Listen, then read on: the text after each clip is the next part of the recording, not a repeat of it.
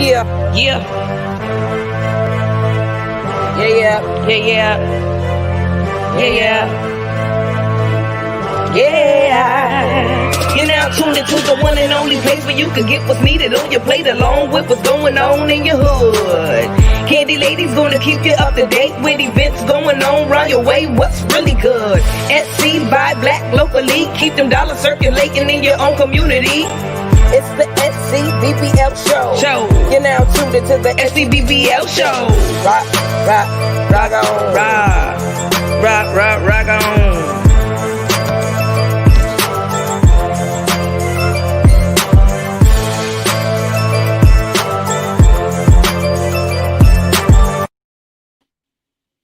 Good evening, everybody. Welcome to the SCBBL show, our Mondays with Moms. Today we are with Mrs. YaKeecha Sartor. Did I pronounce that right, YaKeecha? That's right. And I'm rocking my Clemson Tiger shirt today because I'm with a fellow Tiger. Yay. And I'm so excited to have her, 12 years of experience. And I'm just going to hand it over to her so she can give you a quick introduction of what she's all about. Okay, well, I am YaKeecha Sartor, and yes, I am a Clemson alumnus. Tigers. I actually started, I always say I'm a computer engineer, turned domestic engineer, turned homeschool mom. So that was my path. I graduated with a computer engineering degree. And then after 7 or 8 years or so into the corporate environment, I had my husband and I decided we're ready for children. And then we said, you know what? I think I'm going to stay home for a while. And so I stayed home for a while and I haven't been back. What is it like, YaKeecha? I'm sorry, I cut you off. I was so intrigued by your progress. So 7 years in computer engineering. As an engineer, I know how our minds work. I'm an industrial engineer. What was it like for you coming out of corporate and being full-time with your kids at home? Initially, it wasn't a big deal because it was our first child and we were in an area where we knew people because we had been in the area for like 7 years, but we didn't know anybody that we trusted to be with our child. You know, we didn't know the people that we knew had older children, like preschool. And so nobody was really had infants. And so, okay, well, I'll stay home for the first year. But once I was home and everything was okay, I'm more of an introvert.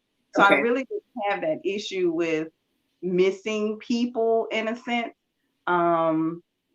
So it really wasn't that big of a deal for me because I just put the baby in the stroller and we go for a walk or to the park or something like that if I needed to get out of the house. So the transition, I think it probably was the best for me because I think God had prepared my heart for it. Because the day that I left out of the building, well, I kind of knew before then, but the day that I left out of that building, I knew I wasn't coming back. Like I'm not coming back here. This is it. And so I had that peace. So I never looked back. I went to visit, some of my friends. I still have friends there now, but outside of needing that interaction with people every day, I didn't miss it. Wow. And so now here we are, a whole 12 years later. Tell us a little bit about that journey from the day you left to now being home, being able to educate your children. Tell us a little bit of what that's like. Okay, well, initially, I was thinking I would be out for about a year. And then once the year came, I was like asking my husband, like, do I need to go back to work or find a job? He was like, no, I'm good. If you're good, we're good. I was like, okay. So I stayed home and I had friends. There are a lot of people actually in my church that homeschool. So it wasn't a foreign idea to me. It just was nothing that I thought I would do. Right. We just we'll put our child in private Christian school and you just go from there. But by the time my son was 3, he was reading. Wow. And I was like, well, you can't really put a reading 3-year-old in preschool. Right. He was reading, he knew his letters and sounds and all of that. And so I said, okay, well, let me consider homeschooling. So I went to a homeschooling conference and learned, the legally what I needed to do to homeschool. So I said, well, let me try homeschooling since I'm not required to do it because he's so young. Let's just see if we work well together. And if we do, then we'll see how it goes. And so he enjoyed it. I enjoyed it. And so we just, continued that journey.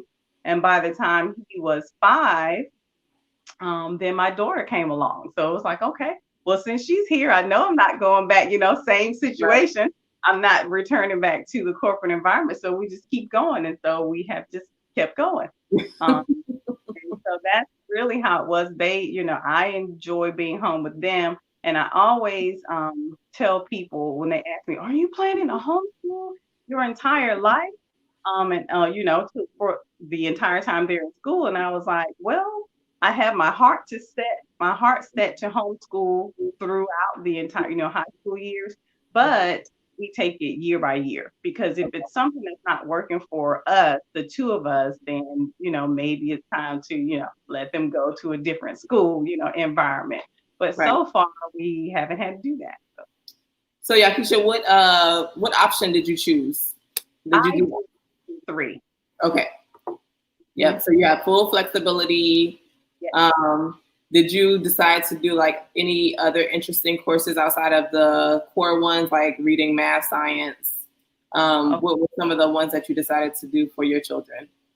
Initially, I did just the required ones, but because my son, he kind of, because of he's very social, was very social. So he wanted more people. I mean, he never met a stranger. It didn't matter if we're at the park or store, he's going through like he's the president saying, hi,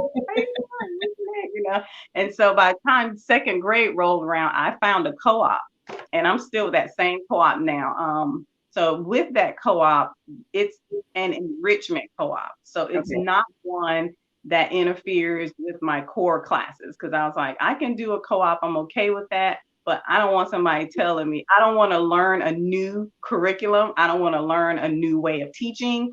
What I have going on at home works. And so if I could find something to add to that, then that's what we'll do. And so with this co-op that we're a part of, we do enrichment things like music and art, where we're studying a poet, a composer, an author, a poet, composer, hymnist, and artist. Okay, there are 4. And then we have extra classes like woodworking or loom weaving or metalworking or, art or, robotics. Just throughout the years, we've had different classes. So that is a type of community or homeschool community that I'm a part of. I do my core things at home, and then it's just extra things like I would never be able to teach my children how to do metalworking because I know nothing about it. But those extra classes that are nice to know, or just some, things to try. So that's the type of co-op I'm a part of, and I enjoy that. So you list some pretty cool things. So just so people know where you are, you're in upstate, like Greenville area, right? No, actually, I'm in the Piedmont area. I'm in Rock Hill, South Carolina. Oh, so okay. Yeah, I'm from the upstate area, from Union, South Carolina, but I actually live in Rock Hill. So I'm just outside of Charlotte. Okay. Yeah, those are some cool things. We have to look and see if they have anything similar in the Charleston area. Robotics especially. And robotics, actually, look up the Lego League, Lego Robotics. It's very big throughout the actually it is throughout the United States, actually the world. But they have competitions every year. Normally about this time, beginning of school year, they have a project that you have to work on. And then you build a team of about, I think you can do 4. Normally, most people have 6 to 8 people on their team. And then if you, like when we did it, our project was recycling. So we had to come up with an idea to recycle whatever, solve some problem using recycling. And you had to build a robot, and then the actual tournament table. They have a big table, looks like an oversized pool table, and it has an environment there, and you have to maneuver your robot through there to collect points and things like that. So it was a pretty cool competition. Wow. So we did it 2 years ago, and we really enjoyed that. That's awesome. So I know you said in the beginning about like your son was reading by the time he was 3. Was there ever a point though that you felt like, if I don't put him in school, I'm probably failing them? Like, did you have any outside influences that tried to like change the way that you decided to teach your children, things of that nature? Okay. Not really. As homeschoolers, we all have that person trying to gauge the knowledge of our children. So whenever we would be out and people would say, "Oh, are you out of school today?" and they would say, "No, we're homeschool." And they would always ask a question, especially if it was always, "Well, what curriculum do you use?" Or they would ask my child an age appropriate question to see if it was something that they understood. So I would always giggle. I just kind of step back and let them, quiz my children was really what they were doing. See, and they always, answer the question. They're like, wow, because even when he was initially, my family homeschooling was new to both of our families. I mean, didn't even know anybody that was homeschooling. So of course, they were like, "Oh, she's coming out of corporate just to be home with the baby for about a year." And then, and then my mom was like, "When you going back to work?" And I was like, "I am working." She said, "No, I mean like real work." I am working, like this is my job. This is a full-time job, if you only knew. Yeah, it's a full-time job. But as he got older and then my daughter came along, they started to see really with my son, his progress. Because like at 3, they never seen any 3-year-old that would read. And like my son went to church with my husband's parents and they put him in a Bible class and they was like, "Okay, who would like to read?" And he was like 4 or 5 at the time. And he raised his hand like, "I want to read." And they were looking like, surely he didn't know how to read from the Bible. Like, "No, okay, who wants to read?" And he was like, "I can read." And so they gave him the Bible and let him read it. And they were like, "He knows how to." So they came out and saw my mother-in-law, "He knows how to read from the Bible." They're all just amazed, like, "Oh my God." And she was like, "Yeah, And so once they saw his progress, they were like, "Okay, she knows what she's doing. Like she's on the right path." So I never had anybody to try to challenge me because they saw that my children in many areas were above grade school, grade level in their reading, math, or whatever. So I didn't have those challenges. And because my family was supportive, they were like, "This is weird, but okay." And so now they're champions, for homeschool. When they hear somebody say homeschool is not a weird thing, a weird idea, they're just like, "Oh, okay, no big deal." But it was a learning curve for them. Yeah. And speaking of that, have you ever taken any of the standardized testing? Like, have you done any of the testing on your children? I have not. Now, I have done like an assessment, like if there is a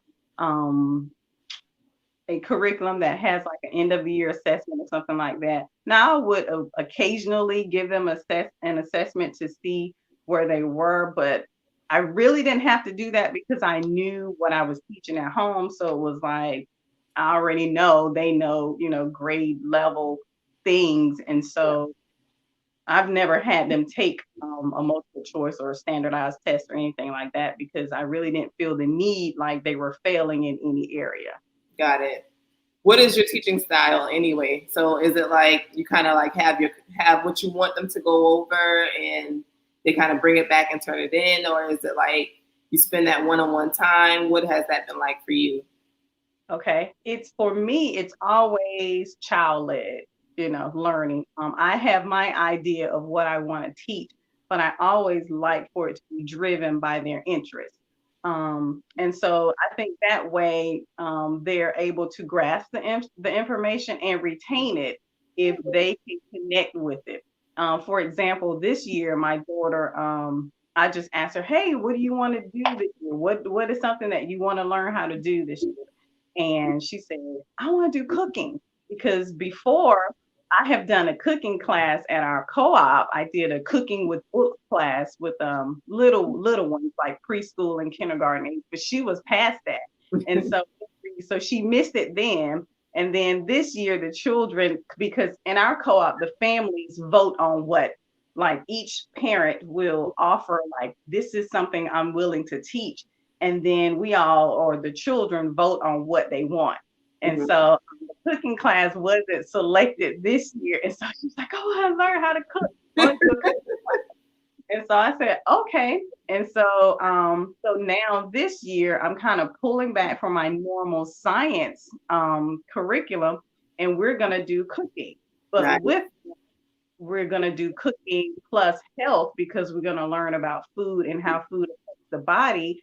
And we're gonna add geography in that, because we're gonna study different types of food and the origin of it and how they cook in different parts of the world. So because of her cooking, now our science and health and social studies or geography is all connected to that. And then we have our language arts and our math that we just add on top of that. That is awesome.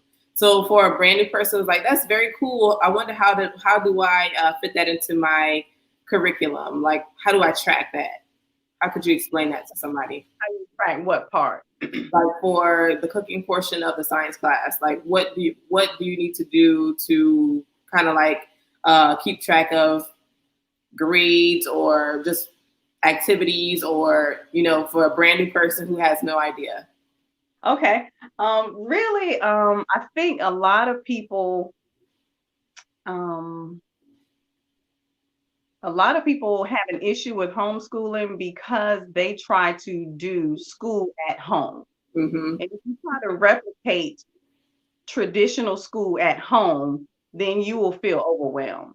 Because most people, the first thing they think is, how in the world am I going to keep this child engaged for 6 hours? And it's like, well, according to the law, nobody told you had to teach for 6 hours. You have topics or subjects to teach, but you don't have hours to teach.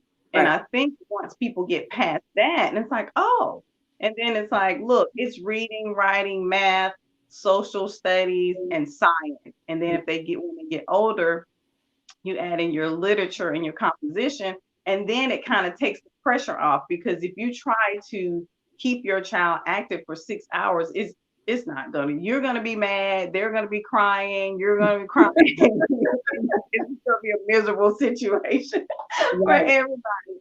And so so the tracking part really, like, for example, the cooking example I just gave you that we're doing, like, I'm just thinking, okay, I have so many cookbooks here at the house. So it's like, tell me, what are some things that you want to cook? Now she tells me what she wants to do. Now, with me being the educator, it's like, okay, now how am I going to build the curriculum? Because you can buy a curriculum with teaching a child how to cook and give you step by step every day what to do, but I don't need that. It's like, okay, what does she want to learn to cook? And then it's like, okay, we can't just make cookies and brownies all the time. We got to do something else, you know? And so, and even when you want to do that, I said, we have to learn the science behind it. Just cooking is not enough. You have to learn science behind it. So, you know, it could be just understanding like an ingredient. Let's say if we are baking something and it has eggs in it, it's like, just think basic stuff. Don't try to make it college level. Like, okay, we need eggs. Okay, where do eggs come from? Okay, well, then you look at that chicken and all, and you may look at the process or different parts of the egg and how do you separate an egg? Okay, she needs to learn how to crack an egg. Or how much does an egg weigh? Now you have a scale and you put it on there. So you're adding math to your cooking, to your science, because you're learning about the animal it comes from and how it's produced and the different parts. And all of that is incorporated.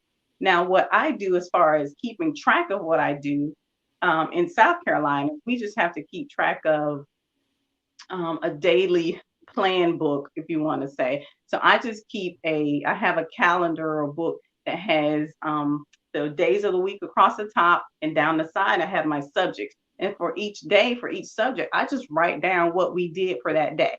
Yep. Now I do pre-plan my week, generally speaking, loosely pre-plan my week on Sunday nights, so I know where we're going. And then if something takes longer, we take a detour or something during the week, that's fine. I just write it down, or I change what I had planned, and actually write down what we did for that day. Because in South Carolina, you have to do school for 180 days, and you have to keep track of what you did on those days. So just a simple, really, spreadsheet can do that. Your subject, what you did for each subject, and that's it. It's not, and as far as grades are concerned,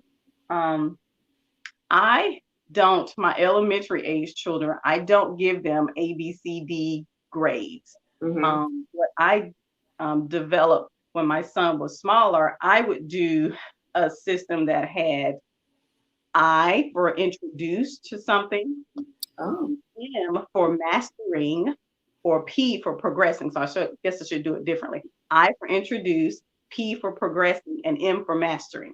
And so that way, instead of giving them a A in math or whatever, I would say, okay, well, we're doing addition. So we did addition, so now we're doing 2-digit addition or whatever. And so I would put the different topics that we have discussed, and I'll say, okay, I only introduced this, or we're progressing in this, or he's mastered that. And so that's how I do my children, how to do their report card. Because you really don't have to issue grades until you get to the point where you're starting to think about college and things like that. We need an official transcript. Right. But in the earlier grades, that's not necessary. And you can even do, like when we were in kindergarten, the satisfaction, need improvement, satisfaction. You can do. Yeah, I like that though. Yeah, you can even do that, because I was just talking to a homeschool mom, or she's actually going to homeschool this year. Well, this is be her second year, and one of her children had a problem. That A, B, C, D grade was causing him to not have the confidence he needed, because even if he got B in something, he felt like, oh gosh, I didn't get it. It had to be an A. Right. But what I was noticing was, okay, you got an A on that test, but do you remember? Did you retain information? What did you learn? And she felt that he was putting more emphasis on his grade than actual learning the material and enjoying, what he was learning. And so he is going to pull away from that ABC grading cycle, just to kind of give him a break from that, to kind of help build his confidence. Like, hey, we're introducing your mastering, or whatever, whatever. I don't know how she's moving forward with that, but that was one thing that she's doing to help the self-esteem and the confidence of her child, because that was kind of discouraging to him. Right. That's awesome. So, YaKeecha, if there was one thing that you could go back and say, if anybody just had told me this before I started, what would that be?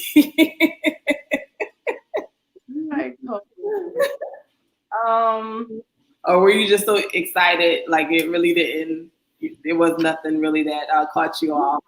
I guess because I kind of ended up homeschooling, like it wasn't my intention. It just kind of felt right for us because of the path and how my children were, progressing as they were getting older. So it wasn't like a culture shock to me, because I was just trying it out, because by law I didn't have to do it. So by the time it became a requirement to me, I was settled in what I needed to do. Like I had made all the mistakes. I had, made sure I knew how to be organized and how to do my planning. But for anybody that's starting out, I think the easiest, or probably the best advice I can give somebody, and I mentioned it before, is don't try to do school at home. That's not homeschooling. Homeschooling is more tailored learning for your children. And I think one of the best things that parents can do as homeschooling parents is to identify how their children learn. Right. Because you are for me, I am visual and auditory learner. I can go somewhere and I can take notes all day. Like I could just sit there because I'm listening and I could just take notes and I'm okay. But if your child is a child that needs to move and you're trying to make them sit and listen to you all day, you're gonna battle all day because they need to learn where all you need to do is sit. And so I think once you realize the learning style of your child and your teaching style, and then find the median that's going to work between the two of you, then you will be successful. Because let's say, like for my daughter and son, they were two different types of learner. He was very auditory, but not visual. So I would always say, look at the board, and it's like, I don't want to look at the board. I'm doing something that was very tactile or kinesthetic. He needed to move. And so, like, for example, when we learned skip counting for him, he would literally be bouncing on his bed in his bedroom or shooting basketball, doing skip counting. Just by doing that, he learned the skip counting very quickly because he was auditory, because he was listening and he was moving, it stuck. Wow. So he was able to understand and retain that information. And I would say, okay, so I realized he's not visual. So I stopped saying, look at the board. And as long as he heard it, I would say, okay, what did I say? And as long as he was moving, he would say, oh, you said, you know. And you thinking this child is not paying me any attention. He just bouncing around, he bouncing the basketball, you know, shooting hoops.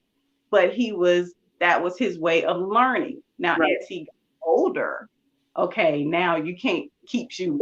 You know, as you get older, something different. So just something small that I would allow him to do is have like a toy truck or a ball, and he would just have it under his foot at his desk or at the table, and he was just rolling it under his foot. Mm-hmm. So even though he was sitting at the table and we were doing school, just that little bit of movement allowed his brain to activate and for him to understand what I was teaching and be able to retain it.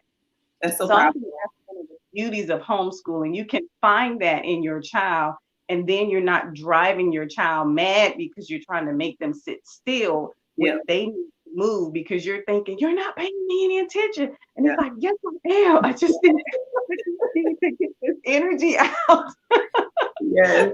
I need to move to learn. And so when you don't have that large, not all class sizes are large, but when you don't have that, then you're able to tailor the learning to the child, and it becomes a pleasant learning environment and experience for them and for you. And you're not all crying at the end of the day, like, what are we going to do? I think you said something so powerful, though, because if you think of the kids who are like that in school, and all they hear all day long is sit down, go stand outside, or, and because they're outside, they're missing out on the content that was given, or because they got sent to ISS because they want to keep still. They only got a worksheet when the class got the actual lesson for the day. So it's just like, those are some of the things that, the children have to deal with when they have to go to the public school environment. And it's just unfortunate.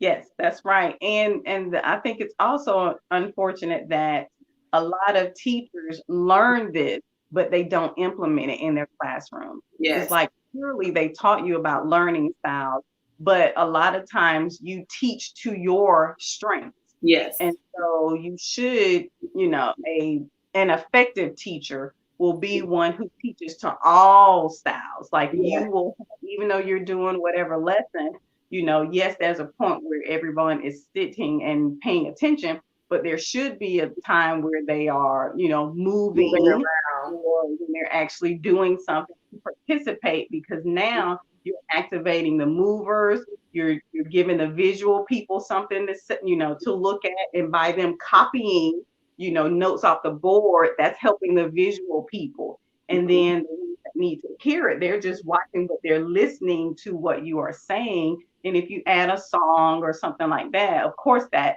helps to intensify or amplify their grasp of the information, because now, oh, auditory, okay, now that's a song or it has to catch a beat.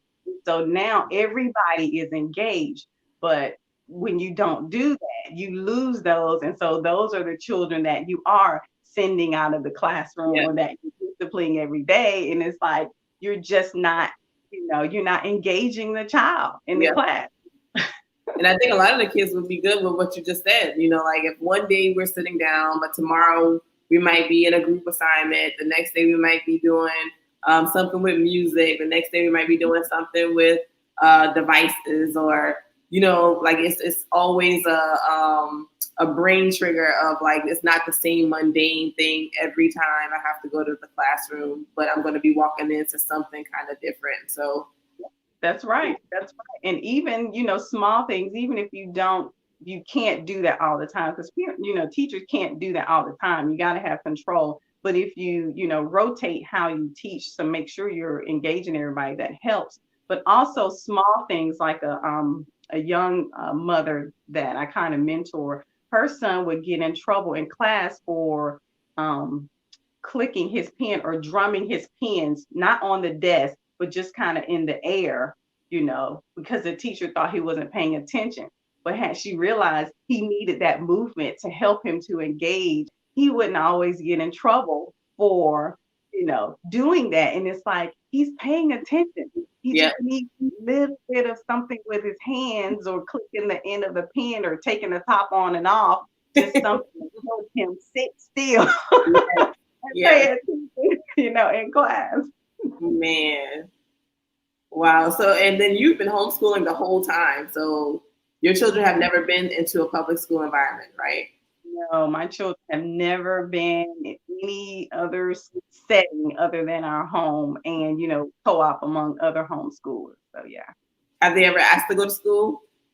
Of course. Yeah. My son did. My daughter she's like, no, please. She's like, no way.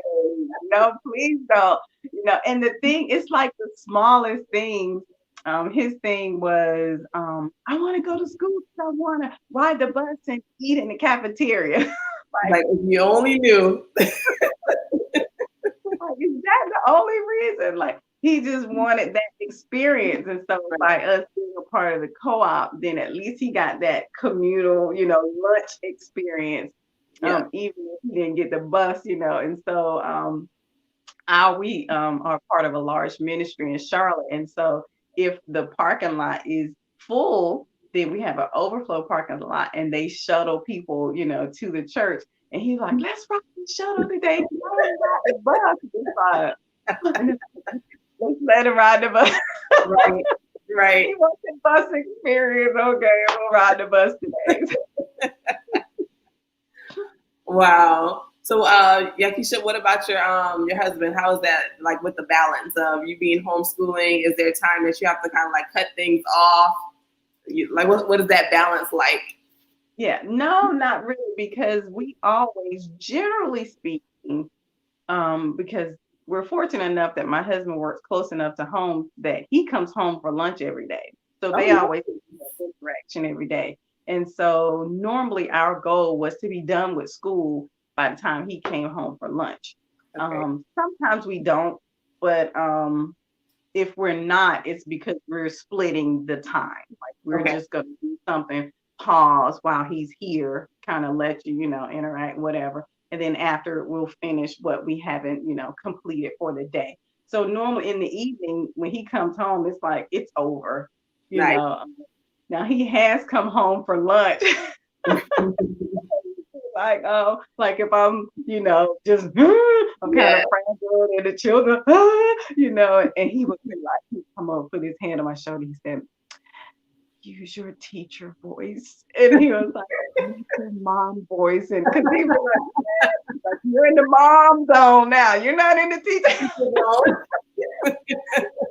You're in the mom zone. They can't, nobody is hearing anything because, that's one thing for homeschool is also separating that parent role from the teaching role. Yeah. And so children realize I'm correcting you, but I'm helping you as a teacher. I'm not disciplining you as a child. Like if I say, no, that's not right, like, and so in the beginning, what I did with my son when he started, and my daughter will do it now too, she still does it. When we're in school, I'm teacher.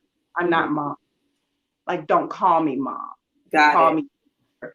Because, or they might say miss, most of the time they would say teacher, but then they would say mom. But that's to help them understand that I currently am in my teaching role to help you. So whatever I say is not a disciplinary action. I'm just trying to help you in your schoolwork. Nice. So that kind of helped them in the beginning because mom, I didn't want to do this. If somebody else was your teacher, would you say this? And they'd be like, no. And it's like, okay, you have to receive. And that's one thing it's always like the third grade is when I really have issues with them. But I would tell them, and I tell my daughter now, you have to receive me as teacher. Yes. Until you receive me as teacher, you're not going to be able to learn from me. You have to receive me as teacher. And so, because they would always say, like my son would say, why don't you treat me like your student that I tutor? And I'm like, I am treating you like my students, but you keep calling me mom. You're forgetting your role as a student. Yeah, like I'm telling you the same thing I tell my students, but you just, you got to receive me as teacher. They receive me as teacher. So that's how they're able to receive the information. But as children, you got to be able to, turn that, not necessarily turn it off and on, but understand the environment. Yeah, understand that. Yeah. That's good though. Like that's teaching them early how to understand the environment that you're in. You're not always home where you can just be free running around. You have to learn how to be focused and, know your environment. So that's really good. That's right. So cool. YaKeecha, this has been fun. Are there any other resources that you would recommend for like getting assignments or just in general that you kind of like know off the top of your head? For me, this is a resource I've always used, and I still use it to this day. For those that want to get it into homeschooling or that actually are homeschooling, and it's KathyDuffyReviews.com. Is it with a K or with a C? KathyDuffyReviews.com. And on there, she is one who does reviews on homeschool curriculums.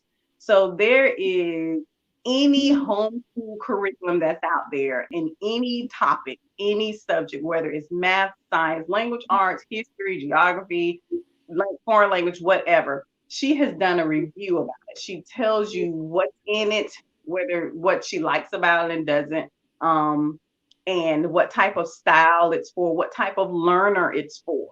Right. Also, you'll say, oh, this is for, something Sally or, moving Michael or something like that, as different learning styles. And so it gives you, and then it'll give you the actual website to that curriculum. It'll tell you the price and the different places where you can get that curriculum. And so I like going on there, like if I'm considering a curriculum, to see like, okay, what's in it? Right. What type of, and it'll tell you what type of worldview, like the, person that wrote the curriculum, whether it's a Christian worldview or a secular worldview, because you have different types of homeschoolers, not all of them, are Christian or whatever. And because of that, she'll tell you, this, even though it may be by a Christian publisher, it's not full of Christian references or whatever. And so it still would be good for, secular homeschoolers and things. So she gives all of that. So I think that's a great resource that I still use today. And she has links to free things on there as well. Like she has so much information on that website. For me, also, as far as buying curriculum, I like to buy from Christian Book, just book.com. Okay. And the reason why I like to go on their website is because they always have a preview, kind of like Amazon, you can look into the book, so you can see pages. Yeah, so you can see pages of it. So if you go, Kathy Duffy, and you say, oh, I think I want this curriculum, but there's no homeschool store near you where you can I like to thumb through curriculum before I buy it. Yeah. So you can go on there and you can click on the preview, and it'll show you like the table of contents, like what's in this book. And also it'll show you some pages, some lesson examples or whatever. So you can kind of, oh, I like that. Or, I don't like that. And so it kind of gives you a sneak peek into the curriculum. That is very helpful because nobody really wants to buy curriculum sight unseen. Yeah. And so if you have some trusted people, if you don't know any homeschoolers, and there are some others that those are two things that you can use that will help you in determining what type of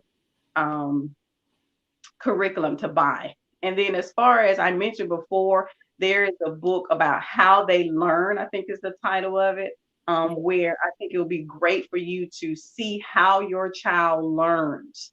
And it just talks about the different learning styles, and it'll tell you what it means to be an auditory learner or visual learner, and what's good for those visual learners. Because now that I know that, we all have been into, say, a traditional school setting, and you go in some classrooms and it seemed like, it's not a whole lot of decoration in some, it's a few things. And then you go in one room and they're like posters and different colors and all of these different centers.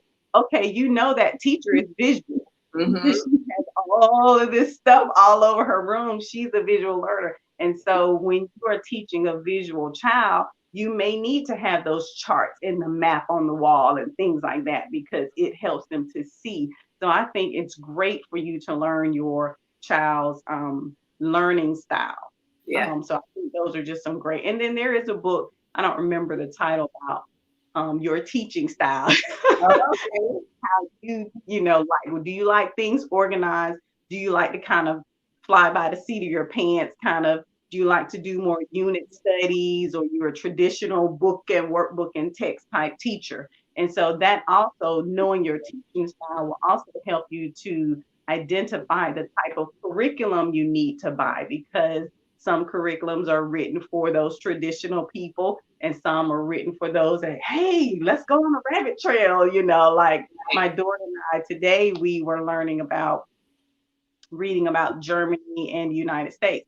So then they mentioned about castles in Germany. So we got on the computer, let's find some castles in Germany. So we found and looked, and then, we looked around at castles and all of this. So that's kind of like a rabbit hole, because it kind of takes you away from what you were doing. You kind of look, but you're still learning, and you come back to what you were learning. So they're, those are unit studies, Some people like to really get all of the information out and then go to the next thing. Right. So, I think those are different, some, resources that can help those, and definitely plug into any type of group, a Facebook group or something like that, where you can get information. I mean, there's so much information out there, but when it really comes down to it, it doesn't matter what everybody else is doing. It's what does your child need. Right. It doesn't matter if somebody says, oh, this curriculum is so great, my children just love it, and you know that your child is not that type of learner. Like, don't waste your money, don't waste your time. Just say, oh, that's nice, I'm glad you're enjoying it, and you just keep going, because there are some people that really pack a lot into their children's day, but I feel you give them what they need and let them go. Let them play, let them think about it, let them, and then come back. Because if you give them too much information, you're gonna overwhelm them, and you're gonna take the fun out of the learning process. Got it. Wow, I think you've given a lot of great tips, YaKeecha. I thank you so much. Hi, Lavonda, and hi, everybody else who's watching. If you have any questions, you could put it in the comments section. And if we don't get to it now, I'm sure YaKeecha will go back through the comments and kind of like just see if anybody says anything, and if there's anything that she can help answer. I'm sure she'll should be glad to do that. Yay. Yeah. Any other lasting thoughts? I can't think of anything. We covered a lot.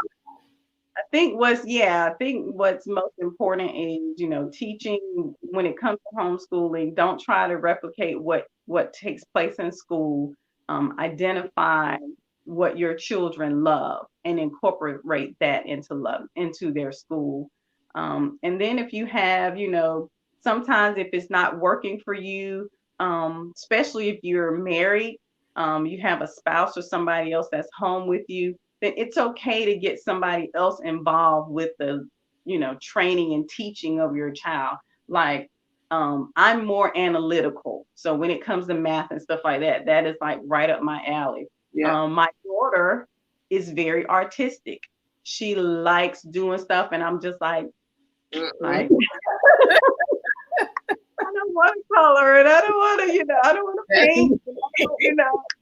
That's not me. But my husband is more creative, and so they can sit down and they're very intricate in making these little projects and things. So that's kind of like they're good. That's father-daughter time right there, and that's okay because you don't have to feel like you have to teach everything. And I think a lot of people panic, especially when it comes to math. I think those people are like, I don't understand math. Well, that's okay. Find somebody that can teach your child or help your child with math, and you just, teach them what they need to know. Because really, the two important things that I think when it comes to homeschooling is make sure your child has a strong foundation in math. Like, if they don't understand addition, don't go to subtraction. Definitely don't go to multiplication. Like, stay right there until it clicks with them. Right. Because if you keep going, you're just going to drag them through school and they're not going to catch up because the foundation's not there. And reading is important. Right. If you make children can do math and read, then they can learn anything. They can teach themselves anything once they know how to read and how to investigate for themselves, how to kind of find what they need. So I think those are two very important things when it comes to homeschooling, that if you just math and reading and that's it. All the other stuff is extra. If they know how to read, they can teach themselves, Spanish and, things like that, and all the other things, all of that is not required. Right. It's just things that you can do if you want to. Awesome. Well, once again, thank you so much, YaKeecha, for accepting our invitation to come speak with all of the moms and families who are considering homeschooling. You gave out a lot of jewels on tonight. I'm sure that people will go back through it, and if they have any questions, they'll leave them in the comment section. And if I get to them before you do, I'll just inbox you and say, hey, you have a question, or I'll tag your name in it. Good. Sounds good. Thank you for inviting me and allowing me to share. And I hope, if nothing else, somebody will at least find a place of peace when it comes to homeschooling, because you don't have to do what other families are doing. You just have to find that place of peace for you and your family. And then it's fine. Just go with it. Definitely. It has been your girl, Candace, signing off for South Carolina by Black Locally, and YaKeecha Sartor, signing off for Homeschooling Moms. You guys have a great evening, and we will see you next time. Bye. Bye. SCBBL show. Rock on. Rock on.